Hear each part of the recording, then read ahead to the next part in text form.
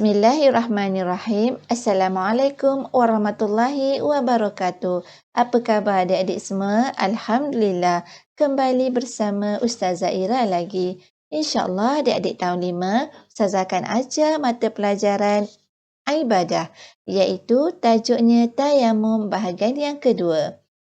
Pada minggu lepas, Ustazah dah ajar bahagian yang pertama, iaitu berkenaan dengan apa? Ingat lagi tak? Berkenaan dengan pengertian, rukun, sunat, perkara sunat tayamum dan juga sebab-sebab yang mengharuskan bertayamum. Baik. Pada hari ini kita akan masuk tajuk tayamum juga, tetapi dengan perkara baru, iaitu tata cara bagaimana kita nak bertayamum. Okey? Baik, sebelum tu harap adik-adik semua bersedia dengan buku teks. Buka muka surat 105 dan duduk dengan tenang, dengan sopan dan bersedia untuk belajar. Baik, seperti biasa kita baca doa dulu ya. Bismillahirrahmanirrahim. Allahumma aftah alaina hikmataka wansyur alaina min khazaini rahmatika ya arhamar rahimin. Rabbi syrah li sadri wa yassir li amri wahlul 'uqdatam min lisani yafqahu qawli. Amin. Baik. Objektif pembelajaran seperti biasa adik-adik semua kena tahu apa dia tujuan kita belajar hari ini. Yang pertama, menghuraikan syarat-syarat tayamum. Yang kedua, adik-adik boleh menjelaskan perkara yang membatalkan tayamum. Dan yang ketiga, boleh mengaplikasi cara-cara bertayamum. InsyaAllah nanti Ustazah akan terangkan macam mana cara nak bertayamum. Baik, kita lihat syarat tayamum. Sebelum tu Ustazah nak tanya, ingat lagi tak apa maksud tayamum? Tayamum bermaksud menyapu debu tanah yang bersih ke mana? Ke muka dan juga tangan hingga ke siku dengan niat dan juga syarat-syarat tertentu. Baik, rukun tayamum ada berapa? 4. Yang pertama, niat. Yang kedua, menyapu muka. Yang ketiga, menyapu tangan. Dan yang keempat, apa dia? Tertib. Baik, seterusnya syarat bertayamum. Baik. Yang pertama, ketika kita nak bertayamum, kita mesti memenuhi syarat-syarat tersebut. Kalau tak memenuhi syarat ini, maka tidak sah tayamum kita. Baik, yang pertama, mencari air selepas masuk waktu solat. Contohnya, apabila dah masuk waktu zuhur, kita nak bertayamum tetapi kita kena cari air dulu. Manalah tahu ketika kita nak bertayamum tiba-tiba ada air, keluar air. Baik, contohlah kan. Jadi, ketika itu, ketika masuk je waktu solat zuhur tadi, kita cari dulu air. Dah pasti memang tak ada, kita pun bertayamum. Dan kita menunaikan solatlah zuhur. Seterusnya, masuk waktu solat. Baik, kita pastikan bila kita nak bertayamum, waktu zuhur tadi mesti dah masuk waktu solat. Kita tidak boleh bertayamum di waktu solat yang lain. Contohnya, kita nak sembahyang zuhur, kita nak solat zuhur, kita bertayamum di waktu subuh.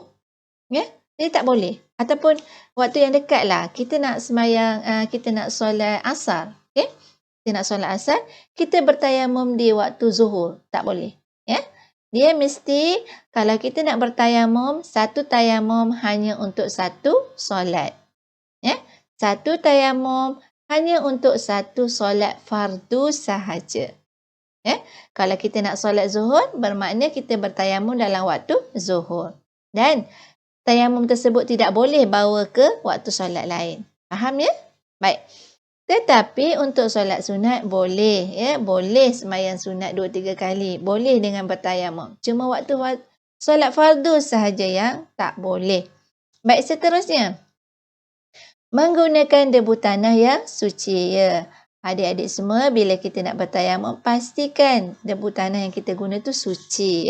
Contohnya kalau kita berada di hutan, kita cari tempat yang suci. Jangan pergi tempat yang ada najis kan. Sebab kita nak gunakan tayamum tu sikit saja kan kawasannya. Dan sekarang ni banyak dijual debu-debu tanah yang suci di kedai, jadi eloklah kita beli sebagai persediaan. Manalah tahu ketika kita sakit kan, kita dah bersedia dengan debu tersebut. Ya.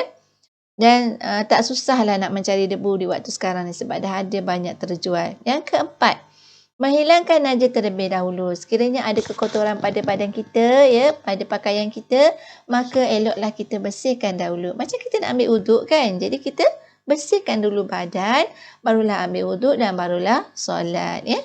Baik. Setelah mencukupi syarat-syarat tersebut, mari kita belajar perkara yang membatalkan tayamum. Lihat ya. Baik, melakukan semua perkara yang membatalkan wuduk. Ya, apa saja yang membatalkan wuduk akan membatalkan tayamum. Ya, contohnya terkentut, ya, terkena najis. Baik. Yang kedua, ada air selepas bertayamum sebelum solat. Okey. Kita dah bertayamum tapi kita belum solat lagi. Tiba-tiba ada air. Ketika itu kita kena mengambil wuduk, menggantikan tayamum tadi. Ya. Tetapi sekiranya kita telah pun solat, ya, kita bertayamum, okay, kita dah pun solat dan selepas solat ada air, maka ketika itu solat kita tidak perlu diganti. Ya. Kita teruskan aja. Tak ada masalah. Ya. Okay. Yang seterusnya yang ketiga, sembuh daripada sakit dan boleh menggunakan air. Ya. Contohnya, rakan kita yang kita buat contoh masa pembelajaran yang pertama hari tu kan. Dah pun sihat. Amin tu yang berbalut tangannya bersimin dah sihat. Maka dia pun kena mengambil wuduk. Ataupun ketika luka kita dah pun sembuh, dah boleh kena air, maka kita pun mengambil wuduk. Ya. Yang keempat, telah lupa waktu solat. Macam saya kata tadilah. Ya. Sekiranya tayamum kita untuk waktu zuhur, kita tidak boleh membawa ke waktu asar. Okay, tayamum untuk waktu zuhur, solat fardu zuhur sahaja. Baik. Dan yang kelima, murtad. Okay, kalau murtad, memang terbatal lah semua kan. Baik. Baiklah adik-adik semua, mari kita lihat tata cara bagaimana nak bertayamum. Baik, kita lihat ya gambar tersebut. Yang pertama, sebelum kita nak mulakan tayamum, kita baca apa? Perkara sunat. Bismillahirrahmanirrahim. Baik, pertama kita letakkan tangan kita pada debu tanah yang suci. Okay. Dan yang kedua, kita nipiskan debu tadi. Nipiskan sama ada kita hentakkan dia ataupun kita tiup. Baik, terusnya, sapukan debu yang suci tadi ke muka. Ya, sambil kita baca niat. Ya, nanti kita tengok. Saya tunjukkan satu video bagaimana cara bertayamum yang betul. Dan seterusnya, bila kita dah sapu muka, sekali sahaja. Tak perlu 3 kali ya, sekali sahaja. Dan ulang tekap tadi, letak tangan kita pada debu dan nipiskan semula. Baik.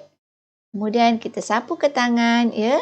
Kalau kita menggunakan tangan kanan, okay, yang pertama kita kena buat tangan kanan lah kan. Dan tangan kiri kita berada di bawah.